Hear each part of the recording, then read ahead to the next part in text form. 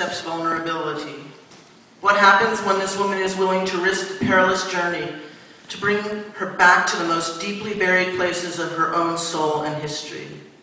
What happens when she decides to ask the most difficult of all questions relating to what is quite near and also so far away? The paradox of the meaning of one's life.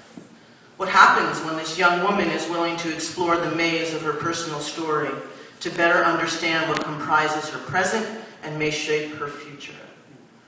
What if this work that she is doing demands such emotional pain that it feels like death?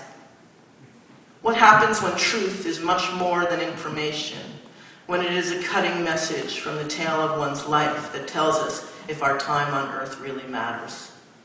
What happens if this woman takes the chance to love herself enough and to spread this love to others in order to brave the greatest darkness and the most tremendous light of life? What happens is Vanessa Steck's thesis, Stories to Find Myself, the Uses of Narrative.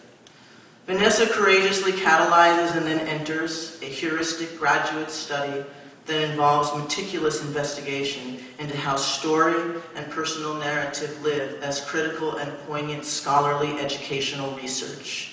She does this through an extraordinary review of the literature, inclusive of Barbara Ehrenreich, Carolyn Forche, Anne Lamott, Audre Lorde, Robert Nash, Vivian Paley. Her work is also informed by case studies, including a child she knows personally and others revealed in scholarly texts. This depth and breadth of investigation unveils how humans use story to understand self and world. Vanessa's compelling work connects to how we form our identities and furthermore critically evaluate our existence through the art and science of storytelling. She allows her own memories to awaken her and to guide her as she looks at the way an individual narrative can combine with the collective human story to inform the way we view, shape, and most importantly, live our lives. Vanessa took her work further by facilitating a powerful participatory action research project that invites 5 adolescents to write their stories in chapters that are inspired by persuasive prompts that Vanessa provides. She also participates herself in the writing assignments and facilitates via an online forum a way for the students to share their writing and to evaluate their experience as memoirists in the context of how it validates their human experience. Vanessa Steck's courage to walk through her own story, to guide others to do the same, and then to share these stories with the world is stunning and remarkable. To read Vanessa's thesis is to experience the opening of her life and the lives she influences as teacher, mentor, and guide. Witnessing the blooming is moving and inspiring. Despite the inherent richness, color, and beauty of what is revealed, it is also an experience that is awful. Life, of course, is filled with awe and contradictions. Vanessa does not shy away from the tensions that emerge from these. There is, therefore, no lack of horror that also emerges from personal stories that unveil abuse, injustice, and human vulnerability and its related anguish. All this comprises a brand of truth. This truth has the potential to inspire the kind of fear that freezes, as well as provides a perilous path to liberation. All this is presented in Vanessa's brilliant discussion of how personal and social histories shape our world. Most importantly, Vanessa's work is her gift to herself and to others. It shows us that the heart overshadows the injury. So what happens when a young woman is willing woman is willing to ask the brave question, does life matter? Does her life matter?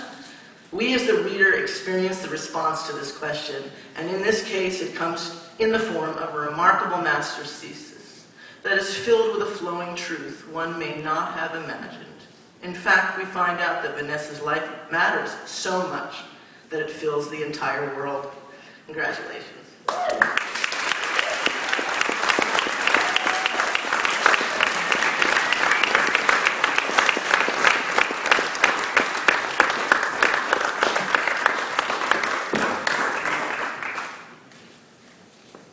So thesis was very wordy.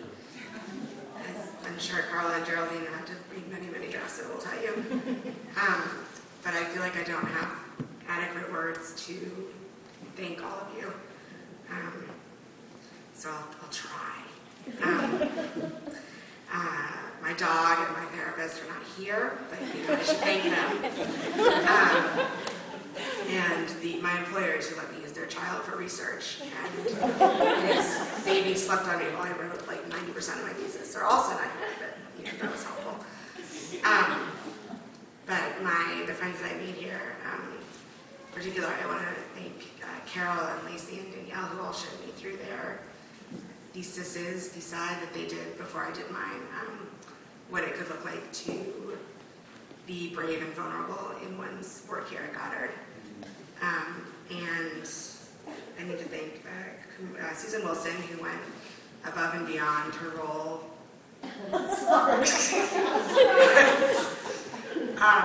Community life person, and was really phenomenal. And Kumari, who got me through a pretty rough student teaching experience, and was my senior study advisor.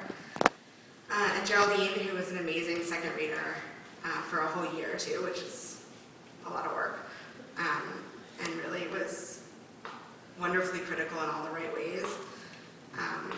And finally, Carla, who was my advisor for most of my time here, and who responded with great grace and patience to my panicked emails and my various meltdowns, and really helped me to figure out what it was that I wanted and needed to do with this process. So, thank you.